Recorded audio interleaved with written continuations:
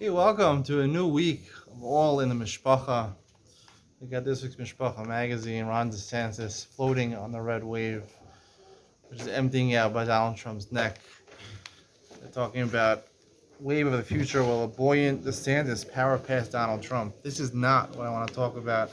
What I do want to talk about is this serial story that's been going on for this is chapter 13.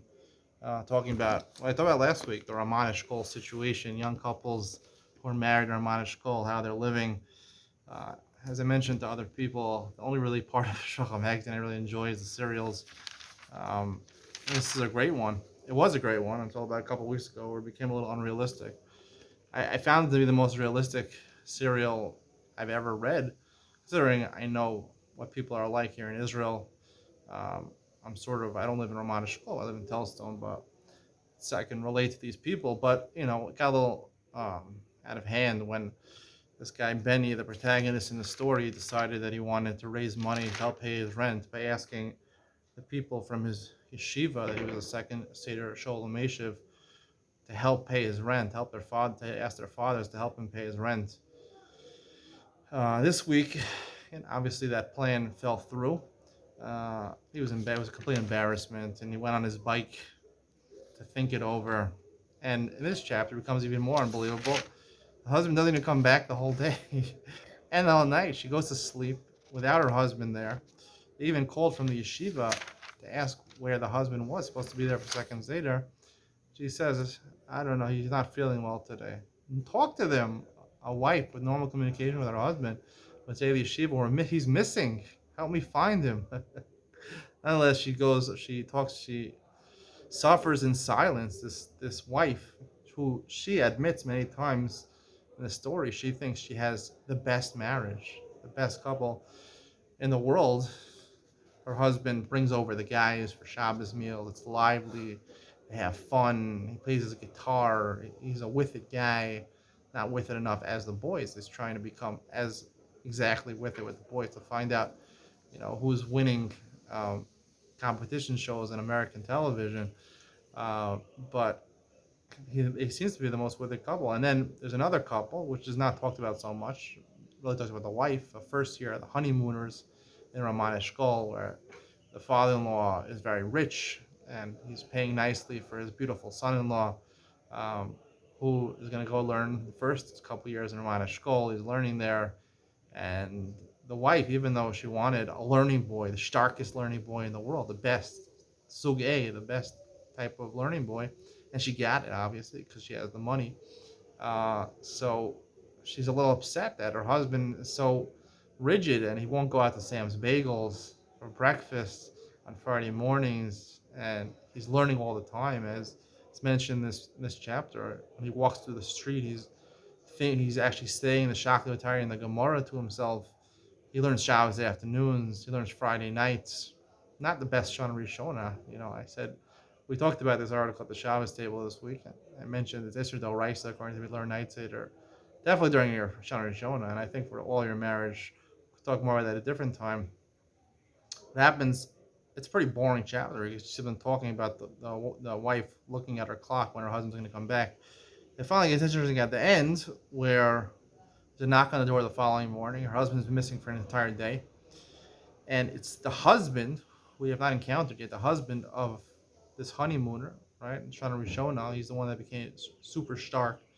And his wife, is a little jealous of the fact that this other lady, Sipora, the wife of the protagonist, Benny Muller, has guys over, and it's an enjoyable Shabbos table, and must be a lot of fun, and her husband's so boring, and, all he does is learn, he doesn't spend time with her, he's boring. She wants to have it more like that. And this wife, commiserates with this lady whose husband went missing.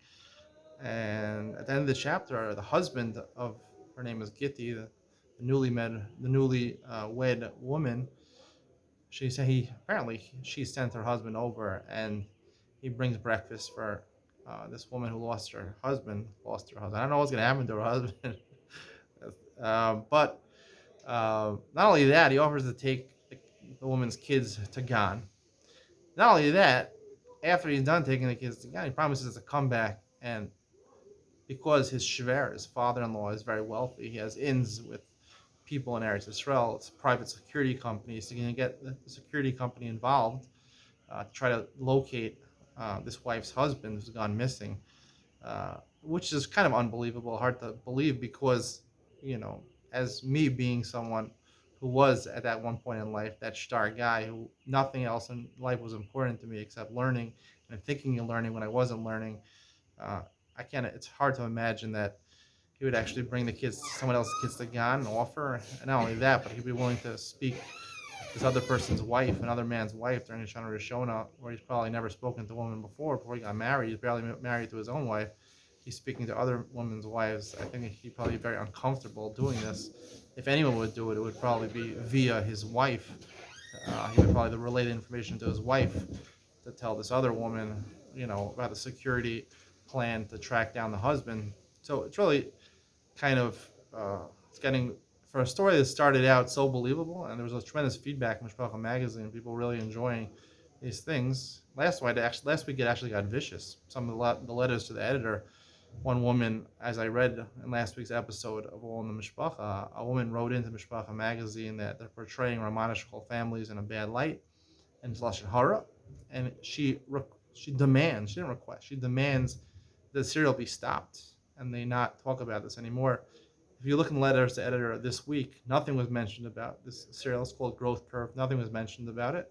Hard for me to imagine people didn't respond to this woman, write letters in and saying, "What are you talking about? Lashon hara? What are you talking? Lashon hara about Ramadishkal couples?" Um, Obviously, it was getting very inflammatory, and Mishpacha wanted to quell that fire, so they didn't write any more, put any more letters to the editor in about this. Maybe they will in the future. It's a very even though it's highly unlikely and highly unbelievable, to me it speaks a little bit. Um, I don't think the transition can happen so quickly, but I was that person. I am this guy Yaakov. I thought I was like Benny Muller. That's my name, Benny. I mean, it used to be my name. I'll tell you a cute story that uh, my official name, my American passport, where I was born, Benny Jonathan Lang. That's my name. Um, when I made Aliyah in Israel in 2015. So I went with Nefesh B'Nefesh. They asked me, "What do you want your name to be in Israel?" You know, I usually in yeshivas I went with Ben Sion. I didn't go with Benny. Ben Sion is my Hebrew name, so I said Ben Sion. I'm making out to Israel. You know, I was very from at that point, so I go with Ben Sion. So when I got to Israel, on my 2.2 my identification card, it said Ben Sion with an asterisk. Changed his name. I got a certificate from the Israeli government. Shino Hashem. I changed my name. I didn't think much of it, When I made passports and birth certificates for all my children, my first three children, at the American Embassy over here, and the birth certificate said father Benny Jonathan Lake, because that's what still says on my American passport. 2 weeks ago, I went to make a passport for my youngest daughter. She's almost a year old, so it's hard to get appointments at the embassy. If anyone knows about that, but I got an appointment, and she gives me the birth certificate, the lady, and it says, review it. This is what's going to be. Make sure there's no mistakes. So I see it says father. It says Ben Sion Jonathan Lang. Now, even in Israel, my name is not Ben Sion Jonathan. It's Ben Sion, just Ben Sion. Jonathan was an English middle name my parents gave me. So I said, it's a mistake. It's got to be Benny Jonathan Lang. All my first three kids says Benny Jonathan Lang. She says, but we have your Israeli passport says Ben Sion, and you gave us the Shina Hashem just to clarify why in your Israeli passport says Ben Sion. You changed your name. So your name's Ben Sion. I said, yeah, in Israel it's Ben Sion, but in America it's Benny Jonathan. Lady goes to me, you can't have two identities. You can't have two identities. Once you change your name in Israel, you change your name throughout the world. So I said, what do I do about it? She said, on your next passport, when you renew your passport, your American passport, you give in, the certificate that says you changed your name, and change your name in America to Ben Sion. So I have completely lost my name, Benny Jonathan. Anyone who tries to call me Benny, people who know me from my youth call me Benny sometimes. My family calls me Benny, but that's no longer my name anymore. Internationally, my name is Ben Sion, Ben Zion, if you want to say it in English. I think just people who are from community, I'll go with Ben Sion. And not from community, it's really two words, Ben and Zion. That's how it's spelled on my Israeli passport. So I go by Ben. Ben is a name in English, so I'll go by Ben and Ben Sion. The reason I'm telling you this is because my name used to be Benny Muller, and reading this serial, whenever you see your name, you're like, hey, is it related? The story relevant to me or not? Not that I know who the author is, but I related more to the character Benny Muller, coolish guy. He's with it. Even though he's a little behind the guys that he's the Sholem Mesha for.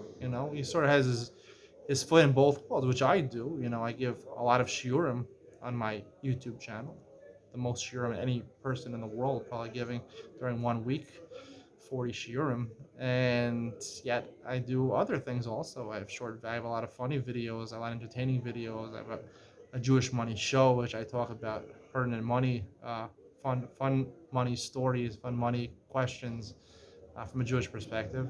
So I do a lot of things on my channel, and I'm a very cool person. Yeah, it's not arrogant to say you're a cool person if you really are cool. It's arrogant to say you're a cool person if you're not cool. So if you're borderline cool, say you're cool. That's arrogance. But if you are cool, you can say it. Why not? You're supposed to harp on your good qualities. When I talk about your negative qualities, talk about your positive qualities. So I'm very much with it, and I know what's going on in the world. I am laying for your buck news, which I'm doing now, which I discuss current events and my perspective on current events. So I thought I was Benny, but it turns out this guy Benny, he went missing, it's very clear from the story that he's not really married to his wife. It's very interesting. At the beginning of the story, he's speaking to these guys. He has them over Shabbos meals. He stays up till 3 o'clock in the morning talking about their small problems when his wife goes to sleep by herself and deals with the kid who vomits by herself. I mean, it's hard to believe that there's couples like that, but it must be. Maybe there is. But they have such a disconnect in the husband and wife. They don't go to sleep together, go to bed together. And the wife in this chapter, she went to sleep by herself. Like, how do you go to sleep knowing your husband's missing? Uh, and she keeps on saying we have the best marriage, but at the end of the day, it's clear that this guy Benny is trying to fit in with the people that he's the Sholem Mesha for, trying to buy the right glasses, the right boots, the Blundstone boots. I also bought Blundstone boots, but I just got them today. Um, but it's really interesting what happens in this chapter. This guy Yaakov, my name is not Yaakov, but he somehow transforms, the transformation. And I think the author wants to hint that it is a possibility that there's two types of people in the frum world, right? When you're learning, and I think this is really true. I think the message that's coming clear at this point, at least in the story, is that there's two ways when people become frum, or they flip out, or they become, or even if they don't flip out, they come from a Haredi house. Um, there's two types of frum people. One type of person is a guy that just ignores the whole world and sits and learns the whole day and the whole night, and he's a boring person. He doesn't need to talk about it. And this is another type of guy who tries to influence. He's an influencer. He tries to mashpia on other people, and talk to other people and give advice to other people, and he wants to be known as a mashpia. It's a new thing, an influencer. There's social media influencers. There's also religious influencers. People in Kirov, the whole concept of Kirov. I don't agree with the concept of Kirov at all. I think it's a mistake, and I think this story is explaining why it's a mistake.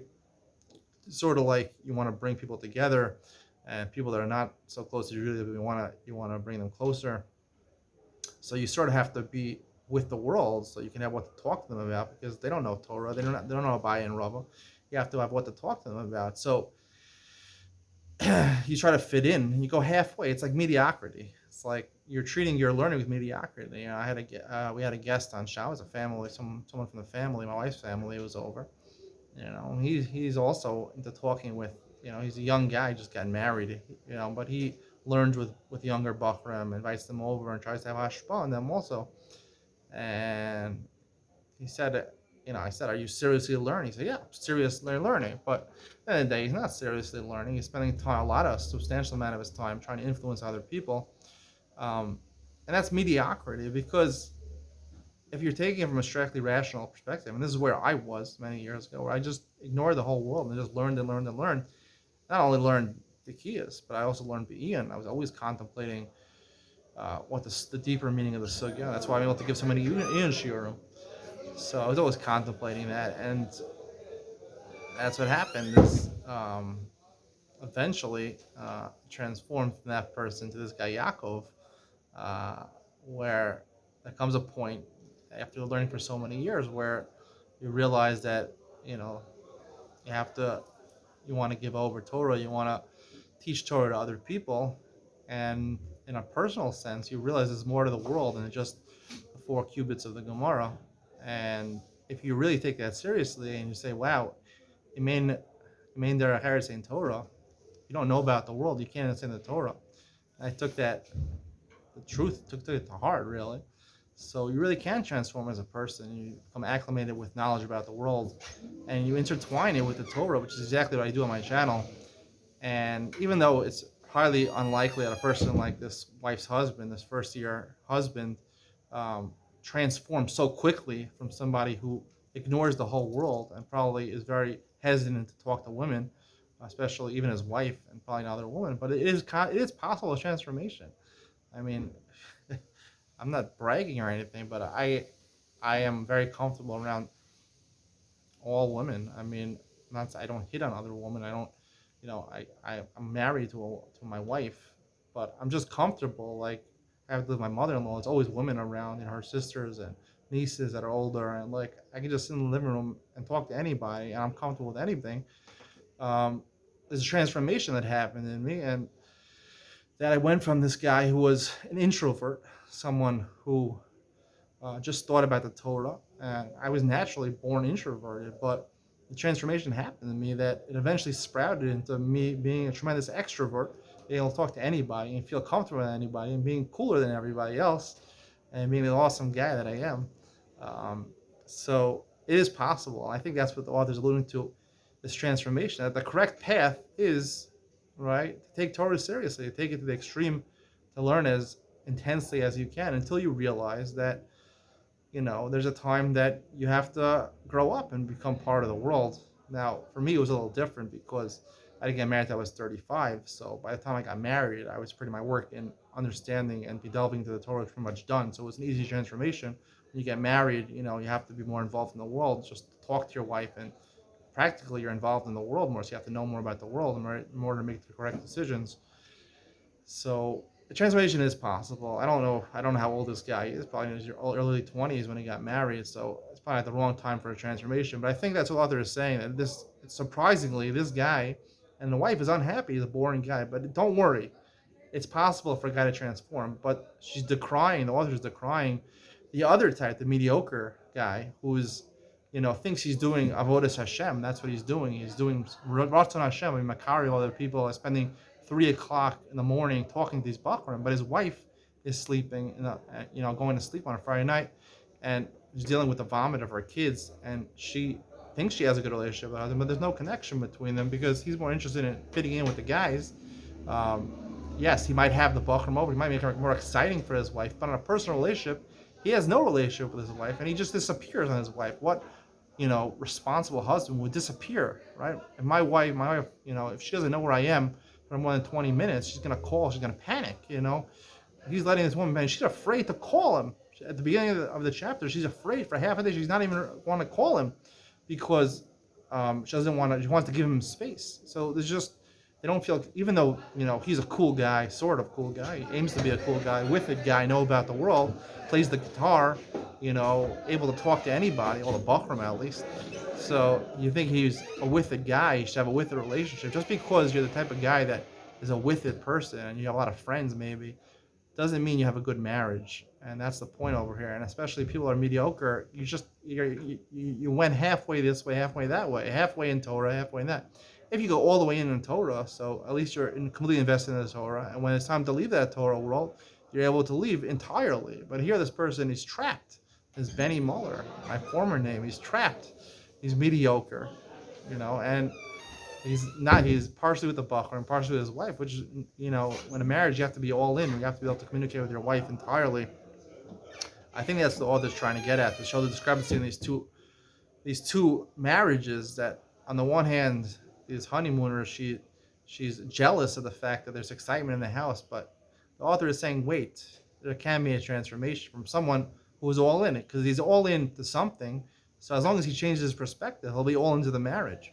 But someone who's half-baked, he's half into the marriage, half into his Bachram, half into fitting in with the Bachram, half being a cool guy, he'll be a mediocre guy. Anyone, I think in Kiruv, I'm making a general statement over it, I think in Kiruv tries to be an influencer to other people and neglects his own growth in the beginning to be sort of like half and half. I think that's Ratzon Hashem. It's not the Ratzon Hashem.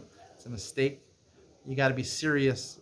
That's what life is. It's all or nothing. You got to be completely invested in what you're doing. To say, oh, he's learning first aid or night aid. He's learning night aid. It's a problem. He doesn't know night aid. First day and night aid, he's dedicating his own learning. And afternoon aid is a Shalom Meshiv, but not really a Shalom Meshiv because he goes on trips with the guys. He has them over for Shabbos and he buys food for Shabbos that he can't afford and makes a lot of malka that he can't afford. And his wife is doing all the financial work and budgeting, and she's taking care of the entire house. And he's creating an atmosphere of excitement on Shabbos. He's not leaving the Shabbos table. He's singing with the guys. The wife she thinks she's getting entertained by it, but deep down she knows that she's missing something. She's missing that connection to her husband. And that, I think, is the purpose of, until now, I haven't read the coming chapters. I don't know what will happen. But what I'm getting from the author over here is that a marriage, a half-baked marriage, is not a marriage at all. And even a marriage that's not at all, right? Because the guy's learning and he's only going to talk about it to his wife, and he's probably very awkward around his new wife. It has the possibility of transformation. He's all into his learning. He can be all in to being a good husband and being with the world and using the knowledge of the world, have a good time with his wife, not to fit in with Bachrim, right? You're a Bachar until you get married. When you get married, you got to become an adult. You got to mature. And part of maturation is to throw away your relationship with Bachrim and deal with grown-up, your wife, and deal with your kids and focus on that. And I see this in my marriage also. Like, I don't spend any time, barely any time, socializing with other men. No, I had one friend here in Telstone, was a good friend. I made friends with him, became friends with him. He left Telstone.